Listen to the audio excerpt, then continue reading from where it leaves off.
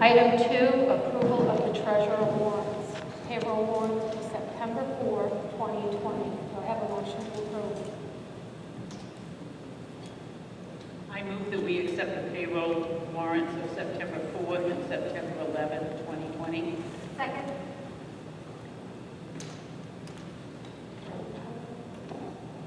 It's been moved and seconded to approve the payroll warrants of September 4 and September 11. Any questions? Any comments? Seeing none, all in favor? A count of 5 is unanimous. There are no nays. Accounts payable September 8 and September 15. Do I have a motion to approve the accounts payable? I move that we accept and approve the accounts payable warrants of September 8 and September 15, 2020. There's a typo on the page. It says September 1 in the motion. So it's been moved Second. and seconded. Any discussion, any questions? Seeing none, all in favor, calling for a vote? 5-0, seeing no. Approval of minutes. Can I have a motion to approve the minutes of September 1, 2020? I move that we approve the minutes of September 1, 2020.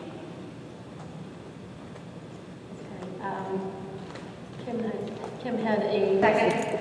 All right, it's been moved and seconded to approve the minutes of September 1, 2020. Is there any comment or question? Yes, Kim? Yes. In the minutes, under the section on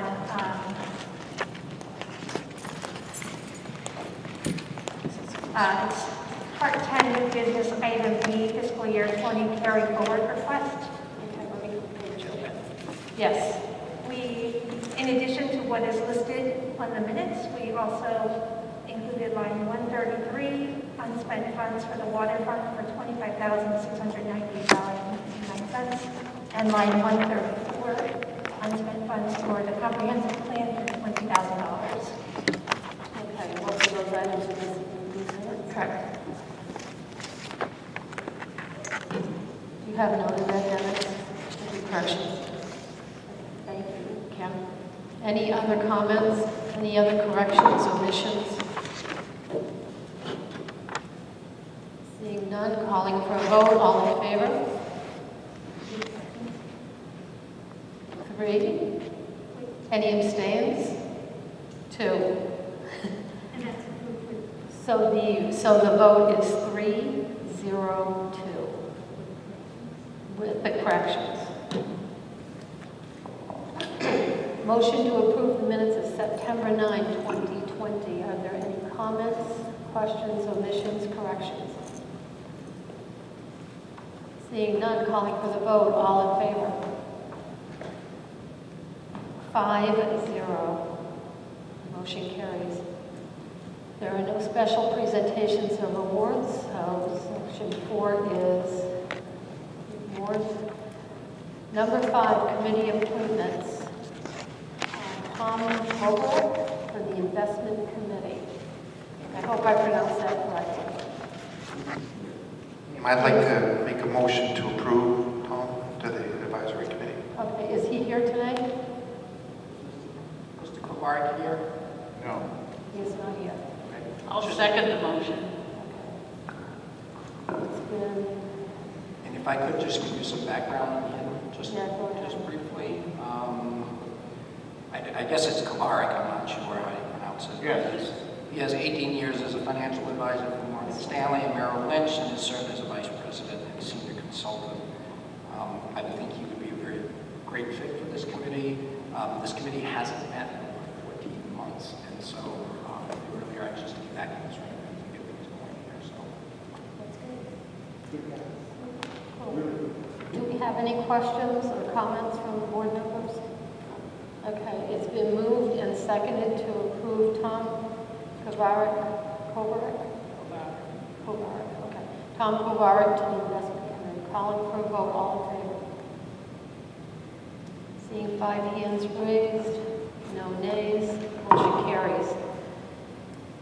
Public hearing on number 6 is the adoption of the 2020-2021 General Assistance Ordinance, appendices A through H. Are there any questions or comments on that topic? Board is open for a motion. I move that we enter public hearing. Second. So it's been moved and seconded to approve, to approve the entrance to the public hearing. All in favor? 5-0. Excuse me. Okay, public hearing starting at 5:08.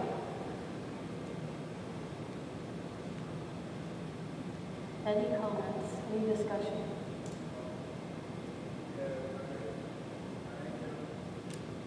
No questions, no comments, no discussion? So opening the public hearing at 5:08.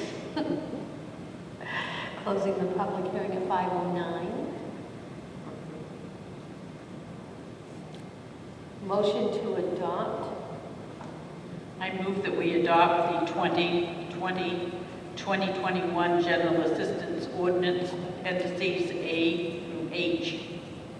I'll second that.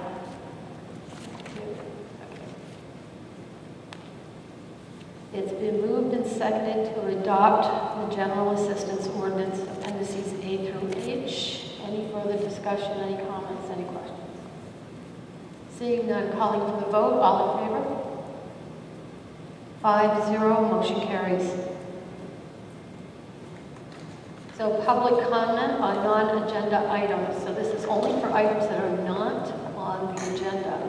At each regular selectman meeting, there is a time devoted to any resident or taxpayer in the town of Wiscasset to direct the select board regarding any item that is not on the agenda for that meeting. Comments will be limited to 5 minutes per person. It will last 30 minutes maximum for this section of the meeting. Is there anyone that has a comment, a question, for something not on the agenda? Yes, come to the microphone, please. State your name. Hi, I'm Katie Bryan, resident, and I live on JD's Way. I've been told at past selectmen's meetings that I'm not allowed to speak about JD's Way when the agenda topic is Big Al's license to sell fireworks. So that, assuming that nothing has changed. Excuse me, Katie, can you talk just a little slower with the mask on? It's a little hard to understand what you're saying. Okay. Should I start over? Or? Yeah, because I caught maybe 2/3 of what you said. Okay. I've been told at past selectmen's meetings that I'm not allowed to speak about JD's Way when the agenda topic is Big Al's license to sell fireworks. So assuming that nothing's changed, it means that this part of the meeting is my only opportunity, and I'll try to keep it short. All the selectmen have a copy of the court order saying that fireworks storage at JD's Way is illegal without a separate retail license. And retail is the word that was used by the judge, meaning that a license to sell fireworks, because the fireworks in the warehouse are stored with the intent to sell. So the license would have to be a license to sell the fireworks. Big Al is defying this court order. It's stated in May. He's been defying it. He's still storing his fireworks there. And I was hoping he would be here so that we could ask him when he'd be complying with the court order and removing the fireworks, but he's not here, so I guess I can't ask him. Anyway, I have two basic questions. One is, should the selectmen approve a license for this company that's carrying on an illegal activity in defiance of a court ruling. And I don't know whether that discussion should come before my second question or not, but my second question is if the selectmen do go ahead and approve Big Al's license to sell consumer fireworks at 300 Bath Road, that's Route 1, what will the town do about the illegal activity at JB's Way? I'm wondering if it'll be ignored. As an example, there's a memo from Bruce Mullins that's dated March 5th. Very short. He says he inspected both locations, the warehouse and JB's Way. I did not see any code violations at either location, he said.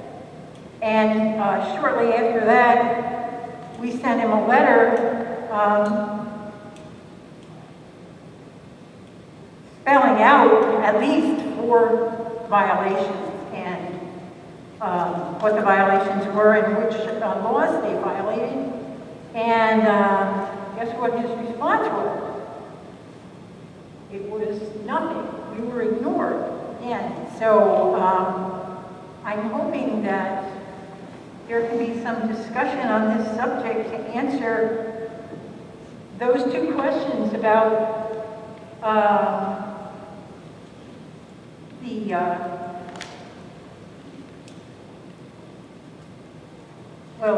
one question about his license and the other one about what would be done about JB's Way. We can answer any questions that anybody has. If anybody has questions, or hopefully there can be some discussion, because this is kind of going under the rug as far as the violations there. Does anybody have a question?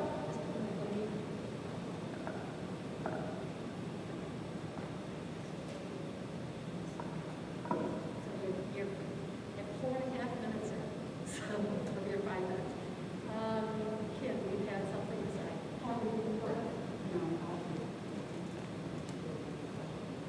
So I don't have a question, I just have a comment that when the board, it was the previous board, approved the license for 300 Bath Road, we were very careful to exclude the address JB's Way, as there's no license through the town of Wiscasset for any entity at JB's Way. That fireworks approval was just for 300 Bath Road. And yeah, I don't know what to do about JB's Way, but the license does not cover JB's Way at all. It was very, very clear. We went over it 25 times. Kathy, you had something to add? Well, I'm not sure, but obviously there's a lawsuit, court dealings between the Bryans and Big Al. And I don't know whether my memory may be a little off, but I think that perhaps the town has been named somehow or other in part of these legal proceedings, and I don't know whether it's really appropriate for me or anybody on the board to have any comments about You're correct. all of this. And it's all tied together, so I just want to say that. Right. I just want to point out how important it would be for the board to decide, hopefully before they vote on at a public hearing, because when the public hearing comes up, the vote will have to be made, and the question is, does a company that's defying a court order and storing fireworks illegally, should that company be given carte blanche to go right ahead and do it? So that's just what I'd like the board to Yeah, give some serious thought to. I understand what your question is, but Kathy is absolutely right that since you are all in litigation, all of this is in litigation and is handled by attorneys, it cannot be handled directly. On a different subject, though, that it's Right. not. We can't discuss it at all. Anything that, as soon as you say JB's Way, we have to stop talking. Okay, You well, have attorneys involved, and you have named the town in that suit, and we cannot discuss it. Okay, the I'm sorry. lawsuit is on a different matter, it's not on his 2020 license that's coming up. Yes, but you're linking the two together in this discussion. So this discussion is over. I'm sorry. Thank you for coming and putting your opinion out there. So is there any other public comment? Anyone else that has something they would like to bring before the board for either consideration today or in the future? Doesn't have to be something. It's actually better if you don't expect a discussion today and you gave us time to think about it. Seeing none, we're going to move on to number 8. Yes, number 8, department head of committee chair. So the select board members were all given copies of the department head monthly reports and had a chance to read through there. Were there any questions or comments on the monthly reports that need to come up in the meeting? Seeing no questions or comments? Oh, Kathy? Just one comment, and I make it almost every time. Every single department head report is excellent, well written, understandable for people like me who don't really know the workings of everything. So thank you all very much.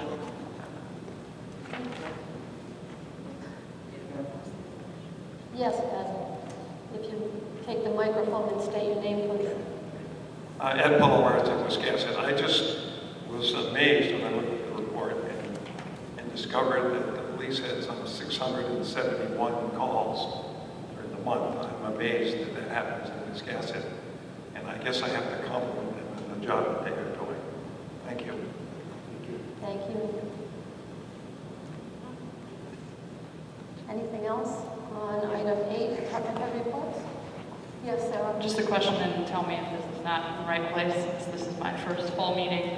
Under the sewer rate increase, are we going to address that? I know that was brought up, and it was mentioned that they were hoping to get that item up for discussion at a future meeting, so.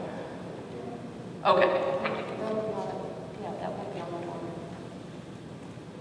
Any other questions or comments? Okay, moving on to 9A, a quick claim deed to Martin S. Finley on property map R07007. Okay, let's see if I can share with us. Sure. So, for the benefit of the two members who weren't on the board, this came up on the first. Mr. Finley's property had been foreclosed on by the town for non-payment of taxes. On that, the meeting with the first, we were going to discuss disposal of that property when Mr. Finley came forward and said that he had a buyer for the property, despite the fact that he doesn't own it any longer. And the board at that time gave him to come up with the funds and pay off the back taxes with selling the property back, a quick claim deed. But in that meeting, Ben Rhines asked me to check with the MMA about selling the property back to a former owner because he felt the board had been advised at some point not to do that. And I'm just going to read you the response that I did get back from MMA. It says, as far as I know, there is no standing recommendation from my colleagues at MMA against selling a tax-acquired property back to a former owner. To the contrary, municipalities frequently sell tax-acquired properties back to their former owners, and some towns and cities even have ordinances giving the former owner the right of first refusal before any tax-acquired property is sold to anyone else. The one thing that we do recommend against is entering into any installment sales contracts with the former owner prospective purchaser of the tax-acquired property is not able to pay the sales price in one lump sum and asks the municipal offices to sell it over time. So you can sell it back to them for whatever you want, but just don't do it with a sales agreement that says you need 12 months or whatever. So in this case, he's coming to pay the full amount. He is coming in a full amount. Okay, wonderful. So do you have a document for us to sign tonight, or? Okay, so everyone will sign that before we leave. Wonderful. Number 10, new business, Synergy net billing presentation by Steve Barrett. Barrett, thank you. So I asked Steve to come tonight, kind of to benefit, again, the two new board members who may not be up on this. I'm going to ask Steve just to give them a very brief background on the project, where it stands today, and then I think Ed had some questions on the net billing agreement that we have, and whatever other questions.